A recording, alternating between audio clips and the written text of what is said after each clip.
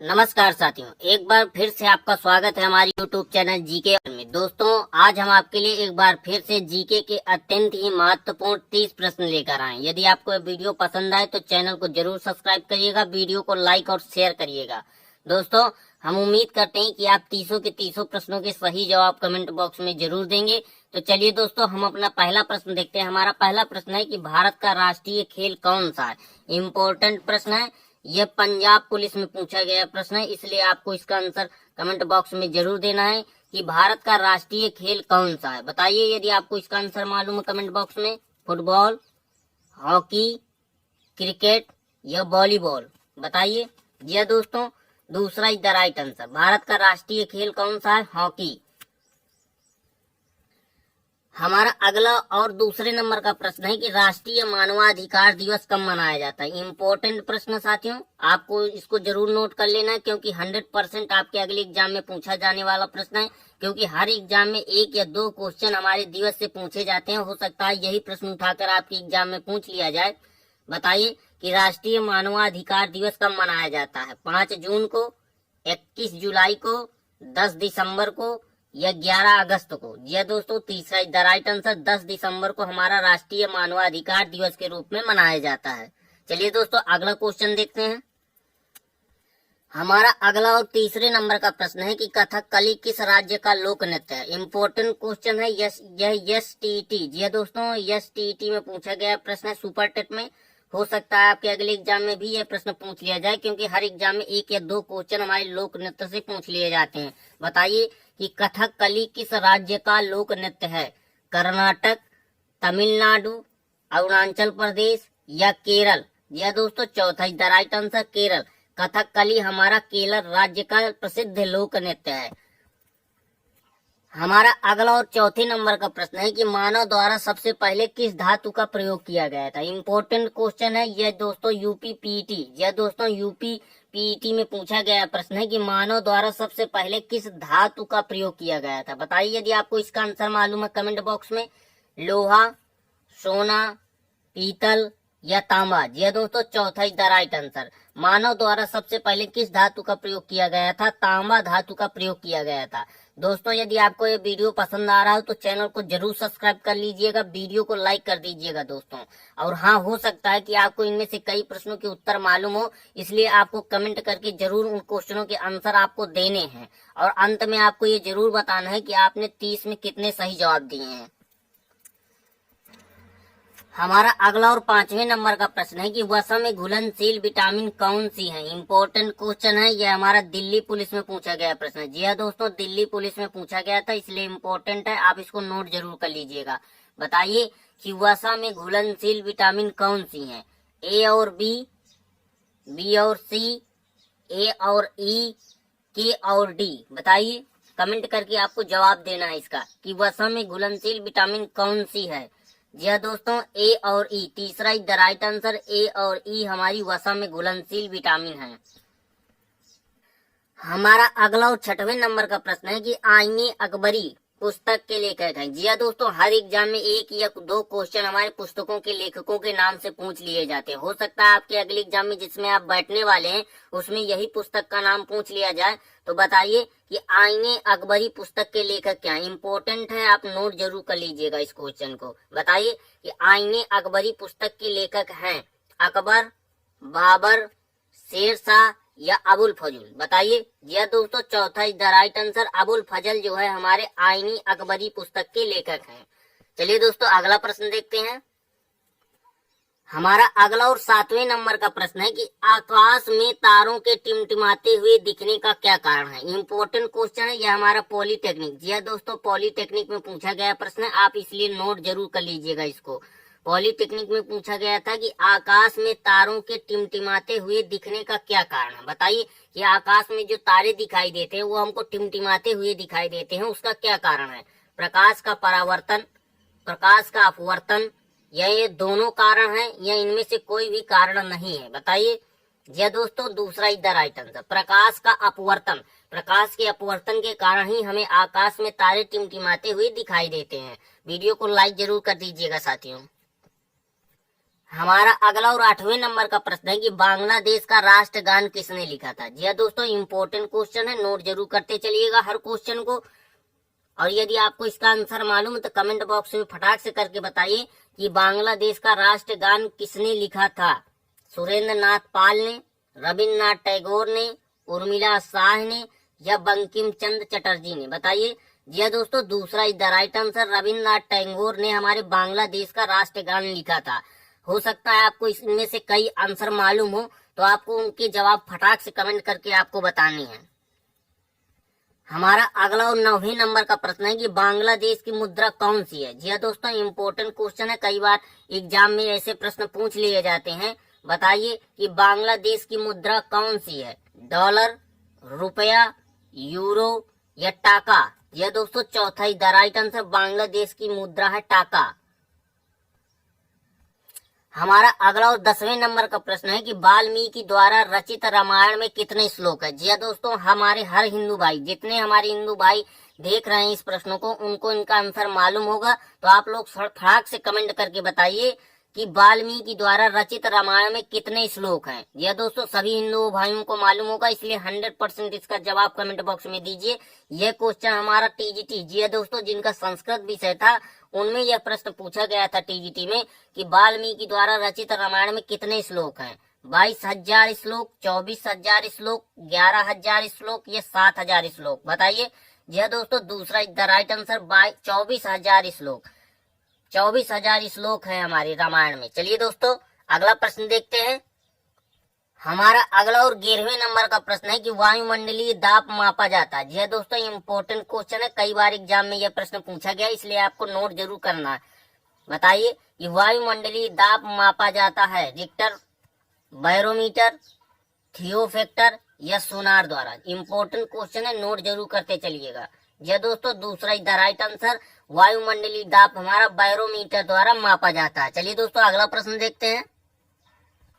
हमारा अगला और 12वें नंबर का प्रश्न है कि इंद्रधनुष में कितने रंग होते हैं। सभी को मालूम होगा, जितने लोग ये हमारा वीडियो देख रहे हैं सभी को ये आंसर मालूम होगा कि इंद्रधनुष में कितने रंग होते हैं। कमेंट करके फटाक से बताइए कि इंद्रधनुष में कितने रंग होते हैं। 5, 11, 7 या 22। जी हाँ दोस्तों, तीसरा द राइट आंसर 7। इंद्रधनुष में हमारे 7 रंग होते हैं। चलिए दोस्तों अगला प्रश्न देखते हैं। हमारा अगला और 13वें नंबर का प्रश्न है कि हैदराबाद किस नदी के किनारे बसा। इम्पोर्टेंट क्वेश्चन है, 1 या 2 क्वेश्चन ऐसे पूछ लिए जाते हैं हर एग्जाम में। तो हो सकता है आपके अगले एग्जाम में यह प्रश्न पूछ लिया जाए कि हैदराबाद किस नदी के किनारे बसा है। बताइए, कमेंट करके आंसर दीजिए। क्षिप्रा, सरयू, गंगा या मूसी नदी के किनारे। बताइए। यह दोस्तों चौथा द राइट आंसर, हैदराबाद हमारा मूसी नदी के किनारे बसा है। इम्पोर्टेंट है, नोट जरूर कर लीजिएगा। वीडियो पसंद आ रहा हो तो वीडियो को लाइक करिए, चैनल को सब्सक्राइब करिए। दोस्तों हमारा अगला और 14वें नंबर का प्रश्न है कि 1 घंटे में पृथ्वी कितनी देशांतर रेखा घूम जाती है। इम्पोर्टेंट क्वेश्चन है, ज्योग्राफी। जी दोस्तों, ज्योग्राफी से संबंधित प्रश्न है। यह प्रश्न हमारा वीडियो के एग्जाम में पूछा भी जा चुका है, इसलिए आप इसको पहले नोट कर लीजिए। 100% सभी लोग नोट कर लीजिए और इसका आंसर दीजिए कि 1 घंटे में पृथ्वी कितनी देशांतर रेखा घूम जाती है। वीडियो के एग्जाम में पूछा गया प्रश्न है। 1 अंश, 15 अंश, 22 अंश या 35 अंश। जी दोस्तों, दूसरा द राइट आंसर, पृथ्वी हमारी 1 घंटे में कितनी देशांतर रेखा घूम जाती है। 15 अंश। चलिए दोस्तों अगला प्रश्न देखते हैं। हमारा अगला और 15वें नंबर का प्रश्न है कि हिंदी भाषा का पहला समाचार पत्र कौन सा। इम्पोर्टेंट क्वेश्चन है, जितने लोगों का हिंदी विषय है उनको यह आंसर मालूम होगा, इसलिए वो लोग कमेंट करके बताएं कि हिंदी भाषा का पहला समाचार पत्र कौन सा है। जी दोस्तों, यह हमारा टीईटी। जी दोस्तों, टीईटी में हिंदी के प्रश्न पत्र में यह पूछा गया था, इसलिए आपको इसको नोट जरूर कर लेना है। बताइए कि हिंदी का पहला समाचार पत्र कौन सा है। पंजाब केसरी, उदंत मार्तंड, बुलंद या आजाद। जी दोस्तों, दूसरा the right answer, Udant Martand हमारा हिंदी भाषा का पहला समाचार पत्र है। समाचार पत्र दोस्तों। हमारा अगला और 16वें नंबर का प्रश्न है कि विश्व का सबसे बड़ा महाद्वीप कौन सा है। जी दोस्तों, इम्पोर्टेंट क्वेश्चन है, 100% आपको इसका आंसर मालूम होगा, इसलिए कमेंट करके बताइए कि विश्व का सबसे बड़ा महाद्वीप कौन सा है। यूरोप, ऑस्ट्रेलिया, एशिया या अंटार्कटिका। जी दोस्तों, तीसरा द राइट आंसर, एशिया हमारा विश्व का सबसे बड़ा महाद्वीप है। चलिए दोस्तों अगला प्रश्न देखते हैं। हमारा अगला और 17वें नंबर का प्रश्न है कि कबड्डी खेल में खिलाड़ियों की संख्या कितनी होती है। इम्पोर्टेंट क्वेश्चन है। कई लोग कबड्डी खेलते होंगे, उनको यह आंसर मालूम होगा। क्रिकेट तो सभी लोग खेलते हैं, लेकिन कबड्डी कितने भाई लोग हमारे खेलते हैं, कमेंट करके बताएं कि कबड्डी खेल में खिलाड़ियों की संख्या कितनी होती है। यह एमपीपीसीएस में, जी दोस्तों एमपीपीसीएस में पूछा गया प्रश्न है, इसलिए आप इस प्रश्न की गंभीरता को समझ सकते हैं। 5, 7, 11 या 10। जी दोस्तों दूसरा is the right answer. Kabaddi खेल में खिलाड़ियों की संख्या कितनी होती है, 7 होती है। हमारा अगला और 18वें नंबर का प्रश्न है कि विजय घाट किसकी समाधि स्थल है। इम्पोर्टेंट क्वेश्चन है, कई बार एग्जाम में। जी दोस्तों मैंने खुद कई ऐसे एग्जाम दिए हैं जिनमें यह प्रश्न मुझको बार बार मिला है, इसलिए आप इसको नोट जरूर कर लीजिएगा ताकि आपके अगले एग्जाम में आए और फटाक से आप करके आए।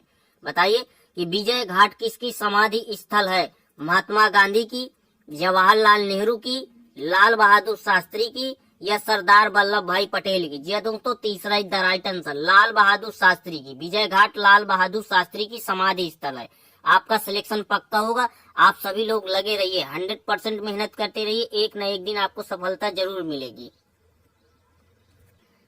हमारा अगला और 19वें नंबर का प्रश्न है कि फलों को पकाने के लिए किस गैस का प्रयोग किया जाता है। इम्पोर्टेंट क्वेश्चन, आप इसको सबसे पहले नोट कर लीजिए। सबसे पहले आप इस प्रश्न को नोट कर लीजिए, 100% आपको अगले एग्जाम में यह प्रश्न देखने को मिलेगा। इम्पोर्टेंट है कि फलों को पकाने के लिए किस गैस का प्रयोग किया जाता है। आज के युग में अधिकतर यही होता है कि जल्दी से जल्दी फल प्राप्त हो जाए तो गैसों का या कई प्रकार के केमिकल का इस्तेमाल किया जाता है। बताइए, नाइट्रोजन का इस्तेमाल किया जाता है, कार्बन डाइऑक्साइड, एथिलीन या क्लोरोफ्लोरोकार्बन। जी दोस्तों तीसरा is the right answer, ethylene. फलों को पकाने के लिए एथिलीन गैस का प्रयोग किया जा रहा है, यह किया जाता है। हमारा अगला और 20वें नंबर का प्रश्न इम्पोर्टेंट क्वेश्चन है। जी दोस्तों इम्पोर्टेंट क्वेश्चन की बाहर है, आप इसको तुरंत नोट कर लीजिए क्योंकि यह क्वेश्चन हमारा यूपीपीसीएस में। जी दोस्तों जब यह प्रश्न हमारा यूपीपीसीएस में पूछा जा सकता है तो किसी भी एग्जाम में पूछा जा सकता है। इम्पोर्टेंट क्वेश्चन है, नोट जरूर करिए कि पूर्व से पश्चिम दिशा में कौन सा ग्रह घूमता है। बताइए, बृहस्पति, बुध, शनि या शुक्र। यह दोस्तों चौथा इज द राइट आंसर, शुक्र। शुक्र हमारा पूर्व से पश्चिम की दिशा में घूमता है। आपको जितने प्रश्न आते हैं उनके कमेंट बॉक्स में जवाब जरूर दीजिएगा, और आपको मालूम भी होंगे कई ऐसे प्रश्नों के जवाब, लेकिन फिर भी आप लोग कमेंट नहीं करेंगे। हमारा अगला और 21वें नंबर का प्रश्न है कि वायुयानों के टायरों में कौन सी गैस भरी होती है। इंपॉर्टेंट क्वेश्चन है, कमेंट करके बताइए कि वायुयानों के टायरों में कौन सी गैस भरी जाती है। ऑर्गन, जीनॉन, हीलियम या कार्बन डाइऑक्साइड। जी दोस्तों तीसरा is the right answer, helium वायुयानों के टायरों में भरी जाने वाली हवा है। हमारा अगला और 22वें नंबर का प्रश्न है कि विजय स्तंभ कहाँ स्थित है। इंपॉर्टेंट क्वेश्चन है, आप इसको नोट पहले कर लीजिए। जी हाँ दोस्तों कई बार एग्जाम में पूछा गया है, हो सकता है आपके अगले एग्जाम में भी यह प्रश्न देखने को मिले कि विजय स्तंभ कहाँ स्थित है। लखनऊ में, हैदराबाद में, चित्तौड़गढ़ में या चेन्नई में। जी हाँ दोस्तों तीसरा इज द राइट आंसर, विजय स्तंभ हमारा चित्तौड़गढ़ में स्थित है। इंपॉर्टेंट है, नोट जरूर कर लीजिएगा। हमारा अगला और 23वें नंबर का प्रश्न है कि हीराकुंड बांध किस नदी पर बनाया गया। जी दोस्तों इंपॉर्टेंट क्वेश्चन है, आप इसको पहले नोट कर लीजिए। जी दोस्तों 100% नोट कर लीजिए क्योंकि यह प्रश्न इतना ज्यादा इंपॉर्टेंट है कि आपके अगले एग्जाम में 100% आने की उम्मीद है इस प्रश्न की कि हीराकुंड बांध किस नदी पर बनाया जाता है। बताइए, यह बनाया गया था लूनी नदी, ब्रह्मपुत्र नदी, महानदी या यमुना नदी। जी दोस्तों तीसरा is the right answer, Hirakud बांध हमारा महानदी पर बनाया गया था या बनाया जा रहा है। हमारा अगला और 24वें नंबर का प्रश्न है कि ध्वनि की चाल अधिकतम होती है। बताइए, इंपॉर्टेंट क्वेश्चन है, यह यूपी बोर्ड। जी दोस्तों यूपी बोर्ड के 12वीं के एग्जाम में यह प्रश्न पूछा गया। 12वीं के इंटर की जो परीक्षा होती है यूपी बोर्ड में, जो 12वीं की परीक्षा होती है उसमें यह प्रश्न पूछा गया है कि ध्वनि की चाल अधिकतम होती है। बताइए, लोहे में, स्टील में, वायु में या निर्वात में। बताइए।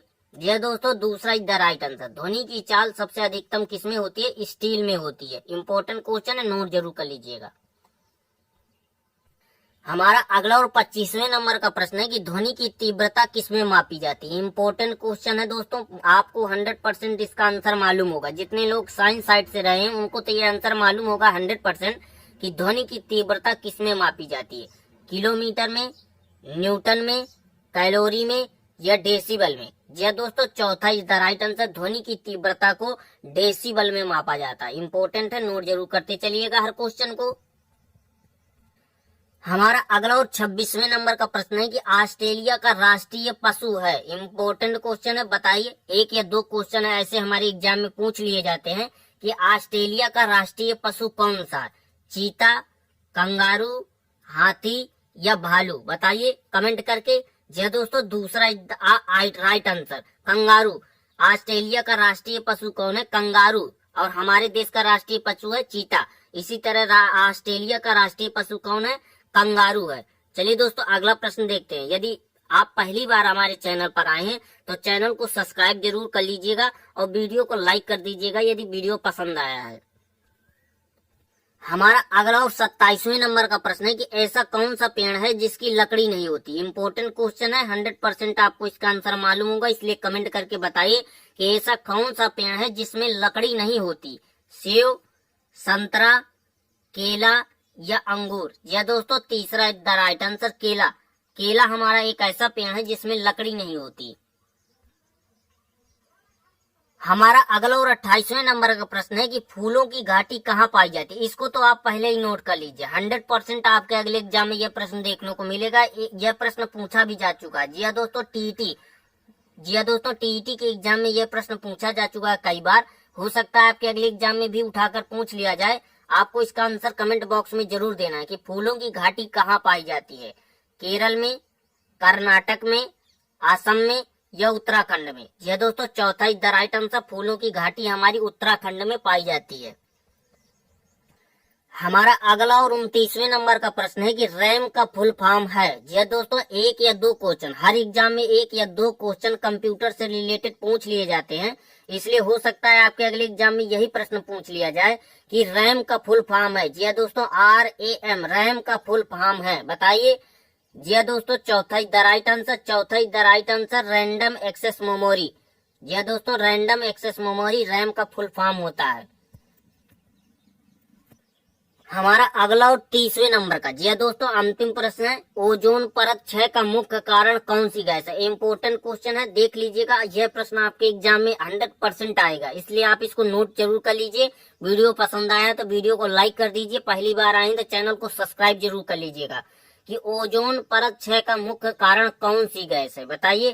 कार्बन डाइऑक्साइड, जीनॉन, क्लोरोफ्लोरोकार्बन या आर्गन। यह दोस्तों, ये जितनी चारों की चारों गैसें हैं ये सभी हमारी ओजोन परत का क्षय करती हैं। लेकिन अगर प्रमुखता के साथ देखा जाए कि मुख्य रूप से कौन सी गैस है जो अधिक मात्रा में, क्लोरोफ्लोरोकार्बन गैस है। जी दोस्तों, अधिक मात्रा में क्लोरोफ्लोरोकार्बन गैस ही है जो ओजोन परत का क्षय करती है। इंपॉर्टेंट क्वेश्चन है, नोट जरूर कर लीजिएगा।